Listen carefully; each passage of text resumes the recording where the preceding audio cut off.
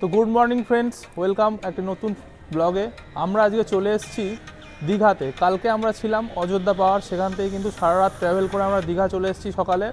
এবং এখানে এসে আমরা শিবালয় রোডে রুম নিচ্ছি। এখানে আমরা গাড়িটা পার্ক করে পাশেই আমাদের এই হোটেলটাই আমরা রুম নিয়েছি, 800 টাকা করে রুম। তো তোমরা ব্লগটা সম্পূর্ণ দেখো, সম্পূর্ণ ডিটেলস আমি ফোন নাম্বার সব কিছু এতে দিয়ে দেবো। আর এই রোডেই, এই যে শিবালয় রোড, এখানেই কিন্তু তোমরা পরপর খাবারের দোকান সব কিছু পেয়ে যাবে। যদি কম বাজেটে দীঘা ট্যুর করতে হয় তাহলে কিন্তু তোমাদেরকে যেতে হবে ওল্ড দীঘা। এবং ওল্ড দীঘার এই যে শিবালয় রোড, এখানে গেলেই তোমরা একাধিক হোটেল পেয়ে যাবে এবং খাবারের দোকান পেয়ে যাবে। তো সকালবেলা আমরা এখানে একটু চা বিস্কুট খেয়ে নিচ্ছি, এরপরে আমরা এখান থেকে বেরোবো তালসারি। আজকের দীঘার স্পেশাল আকর্ষণ থাকছে ভিডিওতে জগন্নাথ মন্দির। এছাড়াও আমরা অন্যান্য সমস্ত জায়গায় ঘুরে দেখবো দীঘাতে। পুরো দীঘাটা আমরা এই ভিডিওতে এক্সপ্লোর করব। তো এই দুটো কুকুর এসছে আমার কাছে। আমরা এখন যাচ্ছি তালসারি বিচে। সকাল 8টার সময় হোটেল থেকে বেরিয়ে একটু চা জল খেয়ে আমরা বেরিয়ে পড়লাম তালসারি যাওয়ার উদ্দেশ্যে। যাত্রাপথে আমাদের চোখে পড়ল জগন্নাথ মন্দির, ঝকঝকে চকচকে নিউ দীঘা। তারপরে আমাদের চোখে পড়ল জাহাজ বাড়ি, এবং জাহাজ বাড়ির পরে আমরা দেখতে পেলাম এই গাছের সারি। এইভাবে আমরা পৌঁছে গেলাম তালসারিতে। তো আমরা এসে পৌঁছালাম এখন তালসারিতে। এখানে আমাদের গাড়িটা পার্ক করে আমরা এগিয়ে যাচ্ছি বিচের দিকে। তো এখানে নাকি লাল কাঁকড়া দেখতে পাওয়া যায়, তো সেটা দেখবো। আমরা দেখতে পাই নাকি লাল কাঁকড়া। এখানে কিন্তু গাড়ি পার্কিংয়ের জায়গা আছে বড়, এখানে আরামসে গাড়ি পার্কিং করা যাবে। শীত হোক কিংবা গ্রীষ্ম অথবা বর্ষা, কম বাজেটে আমাদের মতো অল্প বয়সী ছেলেপেলের গ্রুপ ট্যুর করার জন্য কিন্তু দীঘায় একমাত্র ভরসা। হাওড়া থেকে একাধিক ট্রেন আসে। এছাড়া আমার একটি ওয়ে সব থেকে বেশি ভালো লাগে, সেটা হচ্ছে ধর্মতলা থেকে একাধিক বাস ছাড়ে। আমি যেটা করে থাকি, ধর্মতলা এসে রাত্রে বাসে উঠি, এসি স্লিপার কোচ কাটি, 350 টাকা ভাড়া নেয় এবং ভোরবেলা 4টে সাড়ে 4টের দিকে নামিয়ে দেয় আমাদের দীঘাতে। আমরা কিন্তু বেশিরভাগ ক্ষেত্রে ওল্ড দীঘাতে রুম নিই, কারণ ওল্ড দীঘাতে রুম নিলে খুব কম পয়সায় রুম পাওয়া যায়। সকাল 8:30টার সময় আমরা এসে পৌঁছালাম তালসারি দ্বীপে। তো এখানে এসেই যেটা দেখতে পেলাম, এখানে ওই সমস্ত দোকানপাটগুলো এই মুহূর্তে বন্ধ। প্রত্যেকটা জায়গায় যেমন শোপিসের দোকান, খাবার দাবারের দোকান থাকে, এখানেও আছে। তালসারির একটা স্পেশালিটি হলো, তালসারিতে গেলে তোমরা নৌকোবিহারে যেতে পারবে। নৌকোবিহার করে লাল কাঁকড়ার দ্বীপ, সামনের যে মোহনা এবং এই যে চর, এইসব জায়গাগুলো যেতে পারবে মাত্র 100 টাকার বিনিময়ে। তো এখানে বিভিন্ন মাঝিরা আছে এবং বোটগুলো থাকে, যেগুলো 7 থেকে 8 জন করে একসাথে যাওয়া যায়। চলো মাঝি ভাইয়ের থেকেই শুনে নিই কোথায় কোথায় যাওয়া যাবে। যাওয়ার ব্যবস্থা আছে এখানে। যাবে আপনারা ওই সাইডে যেতে পারেন, অনেক জঙ্গলে যেতে পারেন। জঙ্গল আপনাদের বেশি কোথায় নিয়ে যাবেন সেটাই বলেন। আমাদের তো এই সাইডে দিয়ে যাওয়া যায়, এই সাইডে ঢেউগুলো সামনে বুকিং করে, আর এই দিকটায় লাগে। এখানে কি কাঁকড়া আছে, ওই দিকে দিয়ে আসবে কাঁকড়া ধরি। 100 টাকা পার হেড। কজন যেতে পারবে? একটা নৌকায় আপনি ক্যাপাসিটি আমাদের 20 জন মতন আছে, কিন্তু আপনারা যে কজন আছে। তালসারিতে এসে আপনারা চাইলে নৌকায় করে ঘুরতে যেতে পারবেন। সামনে যে দ্বীপ রয়েছে, এছাড়াও লাল কাঁকড়ার দ্বীপ ওনারা ঘোরাবেন বললেন। এবং পার হেড 100 টাকা করে, মিনিমাম 60 থেকে 8 জন হলে নৌকা ছাড়বে, না হলে ওয়েট করতে হবে। আমাদের হাতে টাইম বেশি নেই, সেই জন্য আমরা বোটিং করলাম না।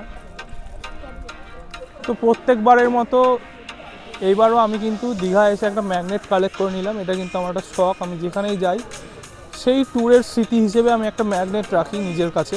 তো এটা এখানে 20 টাকা নিয়েছে ম্যাগনেটটা। কত সুন্দর ম্যাগনেটটা দেখো। এইবার আমার গাড়ি ছুটে চললো তালসারি থেকে শঙ্করপুর যাওয়ার উদ্দেশ্যে। তালসারি থেকে শঙ্করপুরের ডিস্টেন্স মাত্র 25 কিলোমিটার। আমাদের গাড়ি করে যেতে সময় লেগেছিল 30 থেকে 35 মিনিট মতো। এখানে কিন্তু গাড়ি পার্কিং আছে। তো এসে পৌঁছালাম শঙ্করপুর। শঙ্করপুর বিচের উল্টো দিকেই রয়েছে এই রাস্তাটি, এবং এই রাস্তাটির গা ঘেঁষেই রয়েছে একাধিক হোটেল, রেস্তোরাঁ এবং খাবার হোটেল, যেখানে তোমরা খুব সস্তায় পেয়ে যাবে। আপনার যদি দীঘার ভিড়ভাট্টা পছন্দ না হয়, তো আপনার প্রিয় মানুষের সাথে আপনি কিন্তু চলে আসতে পারেন শঙ্করপুরে। শঙ্করপুরে একটা নিরিবিলি বিচ দেখুন। এখন বাজে বেলা 9:30। তো এখানে একদমই লোকজন নেই বলা চলে, কিন্তু এখানে সব রকম হোটেলের ফ্যাসিলিটি এবং খাবার দাবারের দোকান সবই রয়েছে। এই শঙ্করপুরের বিচ দেখুন, এরমভাবে বাঁধানো আছে।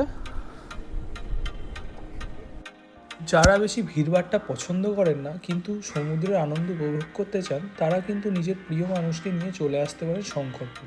এই শঙ্করপুরের সমুদ্র সৈকত যতটা সুন্দর, ততটাই শান্ত। এইখানে কিন্তু আপনারা হোটেল ভাড়া করে একটা দিন কাটাতেই পারেন। খুব সুন্দর লাগবে এই শঙ্করপুর এলাকাটি। শঙ্করপুরে এই বিচের ধারে একটা দোকান থেকে আমরা ব্রেকফাস্ট করে নিচ্ছি। আজকের সকালের ব্রেকফাস্ট হচ্ছে লুচি, সবজি আর অমলেট। এই রকম 5 পিস লুচি, সাথে 1 প্লেট ঘুগনি এবং একটি ডিমের অমলেট প্রাইস নিয়েছিল মাত্র 50 টাকা। 50 টাকা অনুযায়ী খাবারের মান কিন্তু যথেষ্ট ভালোই ছিল। এইবার খাওয়া দাওয়া করে আমরা শঙ্করপুরকে বিদায় জানিয়ে বেরিয়ে পড়লাম ওল্ড দীঘা যাওয়ার উদ্দেশ্যে। ওল্ড দীঘা পৌঁছে আমরা সোজা চলে যাব ওল্ড দীঘা মাছের বাজারে। এটা কিন্তু মোহনার মাছের বাজার নয়, এটা হচ্ছে ওল্ড দীঘা মাছের বাজার, যেখানে সব রকম মাছ, মাংস আর খাবার সামগ্রী সব কিছুই পেয়ে যাবে। এবং এখানে যে লোকাল দোকানগুলো রয়েছে সেখানে তোমরা এই সমস্ত জিনিসপত্র কিনে রান্না করতে দিতে পারো। যারা দীঘাতে ঘুরতে আসেন তারা সবাই ভাবেন যে মোহনাতেই হয়তো মাছ পাওয়া যায়। অনেকেই এই মাছের বাজারটি জানে না। শিবালয় রোডের পাশেই ওল্ড দীঘাতে এই মাছের বাজারটি আছে, যেখানে মাছ একদম স্বল্প মূল্যে পাওয়া যায় এবং এখান থেকে মাছ কিনে আপনারা এখানকারই পার্শ্ববর্তী যে রান্না করার দোকানগুলো সেখানে দিয়ে দিতে পারবেন এবং দুপুরবেলা সেই রান্না নিয়ে গিয়ে আপনার হোটেলে বসে আরামসে খেতে পারবেন। তবে এখানে এসে মাছ কিনতে গেলে কয়েকটি জিনিস কিন্তু আপনাদের মাথায় রাখতে হবে। প্রথম কথা, বেশ কয়েকটি দোকান ঘুরে দাম যাচাই করে তবেই কিনবেন। এবং ইলিশ কিনতে হলে ইলিশগুলো কিন্তু এখানে অনেক সময় ডুপ্লিকেটও পাওয়া যায়। ইলিশ কিনতে গেলে ইলিশটা ভালো করে চিনে নিতে হবে। ইলিশের একদিক বেশি ধনুকের মতো বাঁকা এবং অপর দিক কম বাঁকা থাকে এবং নিচের দিকটা ফ্যাটফ্যাটে সাদা, মাঝখানটা লাল আর ওপর দিক হালকা ছাই কালারের হয়। এবং আপনারা চাইলে ইলিশের কানকোটা খুলেও দেখে নিতে পারেন যে সেই ইলিশটা কত দিনকার পুরনো। আর একটা ইনফরমেশন দিয়ে রাখি, এইখানে মাছ কেনার পরে কিন্তু মাছ কাটতে গেলে আপনাদের এক্সট্রা করে চার্জ দিতে হবে। আমরা এখানে ইলিশ মাছ কিনেছিলাম আর গলদা চিংড়ি কিনেছিলাম, সেগুলো কাটতে আমাদের এক্সট্রা করে 50 টাকা দিতে হয়েছিল। তো ওল্ড দীঘার মাছ বাজারে এসে আমরা ইলিশটা কিনে নিলাম 1000 টাকা দিয়ে, পুরো 1 কেজি ওজনের ইলিশ। আর সাথে আছে গলদা চিংড়ি। ইলিশ আর গলদা চিংড়ি আজ আমাদের দুপুরের আইটেম। মাছ বাজারের পাশেই এরকম একাধিক মুদিখানার দোকান আপনারা পেয়ে যাবেন এবং রান্নার দোকান পেয়ে যাবেন। মাছ বাজার থেকে মাছ কিনে আমরা এখন মুদিখানা থেকে কিছু খাবার দাবারের জিনিস কিনে নিচ্ছি, এই সামনে রান্না করতে দেবো। মাছ বাজার থেকে বেরিয়ে আমাদের চোখে পড়লো এই মাখার দোকানটি। এখানে বিভিন্ন রকম কদবেল মাখা, ছোলা মাখা, পেয়ারা মাখা ইত্যাদি পাওয়া যায়।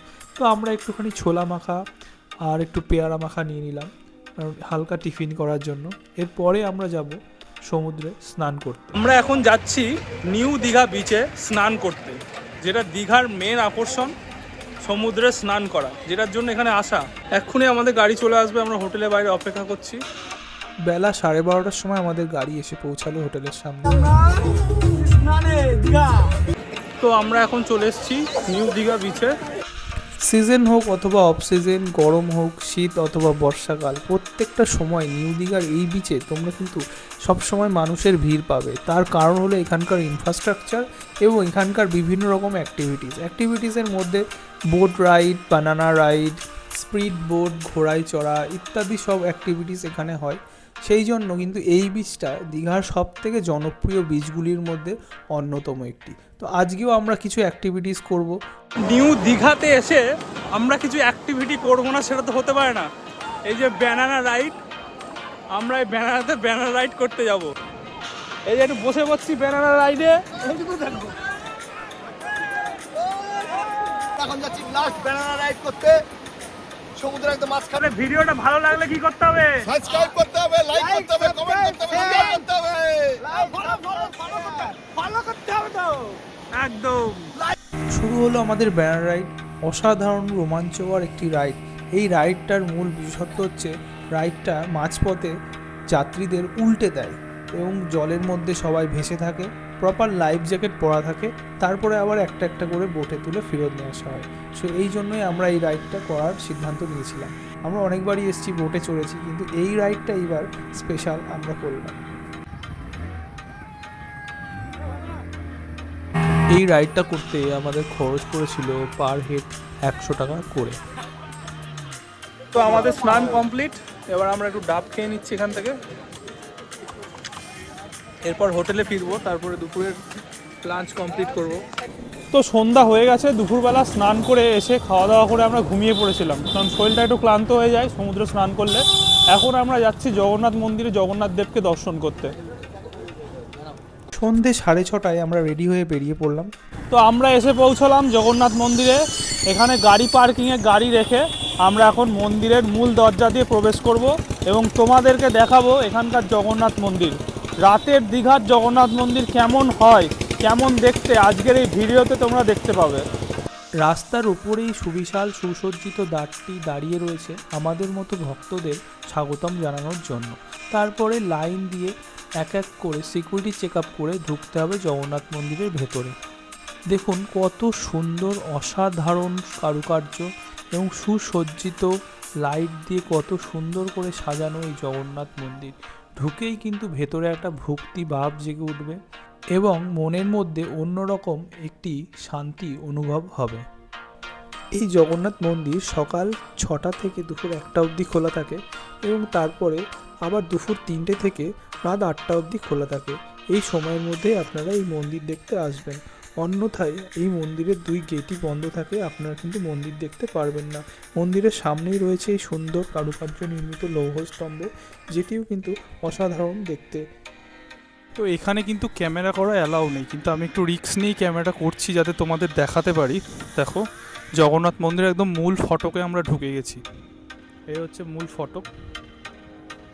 এই রকম 5টি মন্দির পার করে আপনারা পৌঁছাবেন মূল মন্দিরে, যেখানে জগন্নাথ দেবের মূর্তি পূজিত হয়।